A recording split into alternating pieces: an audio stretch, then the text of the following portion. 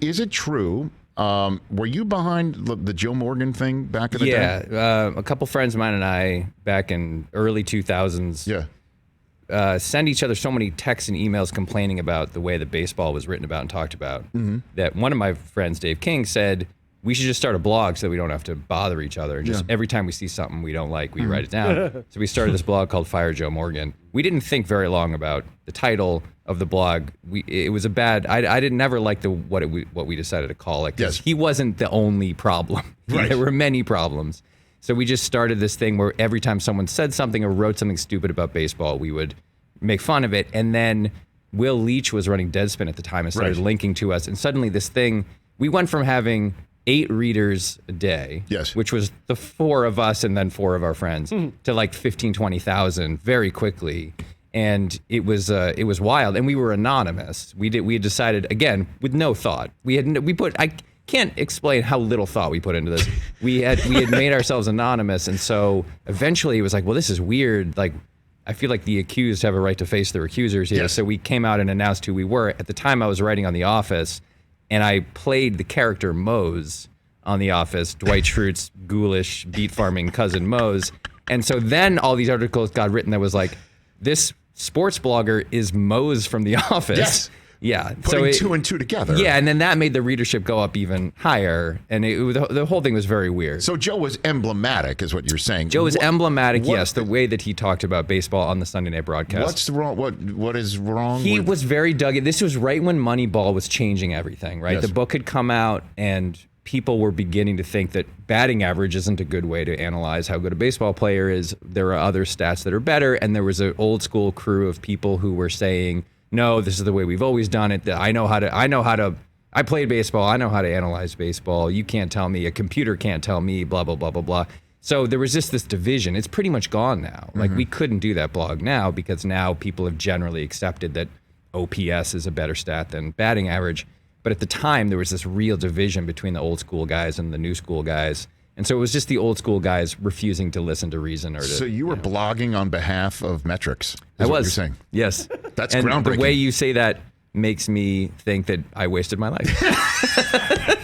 Well, clearly your accomplishments would counter that argument. All right, sir. fair enough. I think you'd counter that argument. So you were writing for The Office at the time. Yeah. You were writing for SNL first? That happened SNL first? 98 to 04, Office What 04 the to hell 08. was that like to be an SNL back in the day, man? I'll tell you, man, it was great. Like, but the word great encompasses a lot of stuff. Yes. Starting with, I was miserable because I got the job right out of college. I was completely unqualified and I sucked at it. Like, and this is not false modesty. Like, I was actively terrible. And it's a very weird place where it's very sink or swim. Like, you show up on your first day, nobody shows you where the bathroom is. Nobody tells you how anything works. Right. On my first day there, I was like, so I finally at like 4 p.m. I'd been there for hours, and I was suddenly I said to a guy I knew, so what happens? Like what am I supposed to do? And he was like, well, we write sketches, and then there's a read through on Wednesday, and in a couple hours we have the host meeting. And I was like, sorry, what now? And he was like, yeah, we go into Lorne Michaels' office and we pitch the host of the show our sketch ideas for the week. I had no sketch ideas for the week. I had just started. I didn't know I had to do this. So I frantically went to my office, dreamed up a couple terrible sketch ideas, and 90 minutes later, we're sitting in Lorne Michaels' office with Samuel L. Jackson, the most intimidating human being on earth. And I was like, I sat in the corner, but Lorne happened to start going around the room with like the person just to my right. So 1 second after that, he was like, Mike, what do you have? And I was like, here are my sketch ideas for you, Mr. Samuel L. Jackson, world's most famous and intimidating actor. Was this like around Pulp Fiction time? Is that when it was? Well, it would have been 04, so it was later than that. Okay. But his stature had only grown. Sure, like he was only more Samuel L. Jackson at that point than he had been. Right. So that's the kind of place it is. And I was very bad at it for a long time. Eventually, I like figured it out. Things started to click. And from that point on, I had a great time. So which skit maybe got you where you wanted to go. Do you remember? Like, I started writing sketches. I started writing a parody of Hardball with Chris Matthews, the old show on MSNBC. Daryl Hammond played Chris Matthews. That's right, I remember that. And Sure. he did a great Chris Matthews. And at the time, so this is 04, 05, like a lot's going on. I mean, a lot's always going on, but Right. we were in the Middle East and, you know, Mission Accomplished banner and all that sort of stuff. And I started to figure out, I'm sorry, wait, this is way earlier than that. This is like 2001. This is like Right. 9/11. Like the war was just beginning. Right. And there were people who were on extreme, it was the beginning of that sort of media craze of like, have one person on from the left, have one person on from the right, and have them fight. They first taked, it was the pre-first take politics version, right? So I just started writing those sketches with other people where we would have one person representing the left, one the right, and then we would have one just lunatic, Tracy Morgan usually just playing some lunatic who was just screaming about something.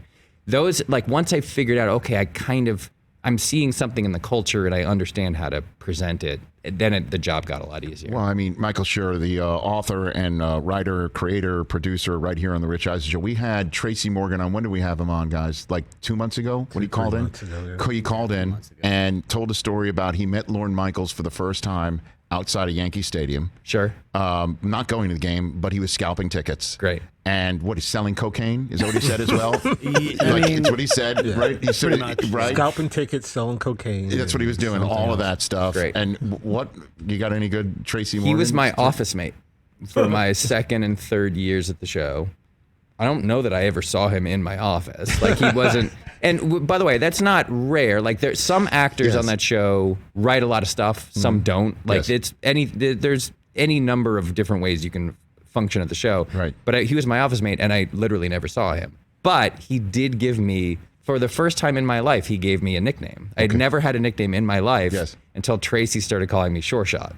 Sure. And I was like, this is the greatest. I'm so happy about this. And to this day, I haven't seen him in years, but every time I see him, he goes, Sure Shot. Like, it's immediately right out of his mouth.